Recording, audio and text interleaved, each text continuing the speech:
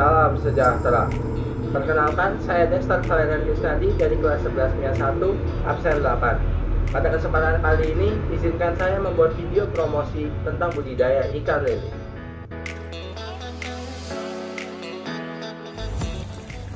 Di sini, kolam yang saya gunakan untuk budidaya ikan lele adalah kolam semen atau yang biasa disebut sebagai kolam intensif.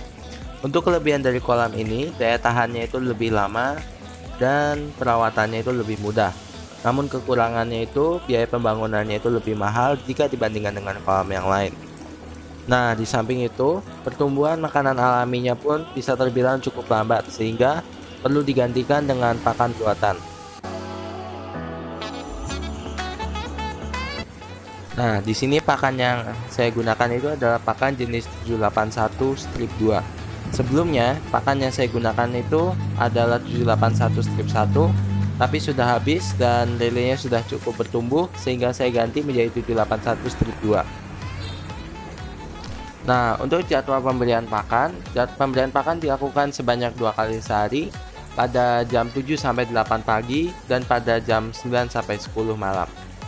Namun berdasarkan info yang saya dapatkan dari internet, jika bisa dilakukan sebanyak lebih dari 2 kali dalam sehari dengan takaran yang lebih sedikit, itu akan jauh lebih baik daripada memberikan makan 2 kali sehari. Dan perlu diperhatikan bahwa makanan yang dimakan oleh lele itu tidak boleh terlalu banyak, karena jika lele makan terlalu banyak, maka lele tersebut bisa mati.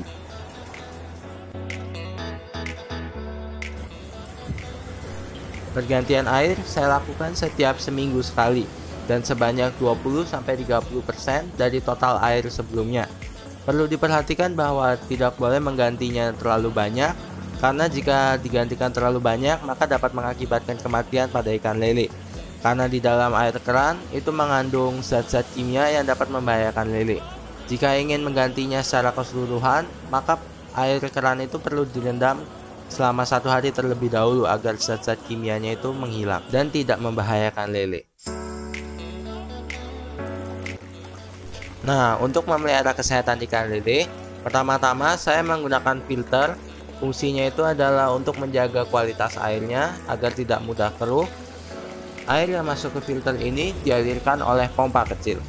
Nah, untuk isi dari filter ini itu yang pertama ada kain untuk menyaring kotoran ikan, lalu ada biobol untuk menyaring kotoran ikan juga, dan ada batu zeolit untuk menetralkan pH. Nah, di sini saya juga menggunakan eceng gondok. Fungsinya itu adalah untuk mengurangi kadar amonia di dalam air agar pH-nya bisa menjadi lebih stabil. Di sini saya berikan kotak berwarna putih juga. Fungsinya itu adalah agar akarnya itu tidak dimakan oleh lele, karena sebelumnya akarnya dimakan oleh lele saya.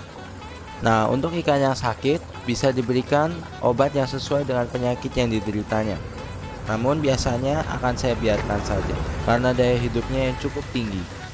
Agar lele bisa tetap sehat, menurut saya cukup dengan menjaga kualitas air dengan baik.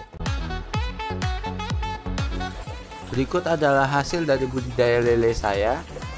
Ikan lele ini sudah berumur 5 minggu dari bibit awal yang saya beli pada ukuran sekitar 5 cm. Ukurannya sekarang ini kurang lebih sekitar 13 cm atau lebih, dan juga ada yang lebih pendek dari itu. Nah, ikan lele itu termasuk ikan yang dapat diolah menjadi berbagai macam masakan. Seperti contohnya adalah berikut ini. Nah, yang pertama ini adalah mangut lele. Selanjutnya, lele juga dapat dimasak menjadi lele penyet sambal kemangi. Lalu bisa menjadi lele crispy juga, bisa menjadi lele woku juga. Lalu lele pun dapat dimasak menjadi lele kremes, dapat dimasak menjadi sate lele. Lalu inilah yang paling kita kenal, dapat dimasak sebagai pecel lele.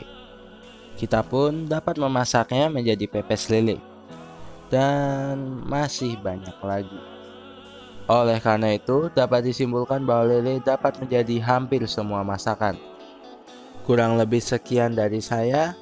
Terima kasih dan salam sejahtera.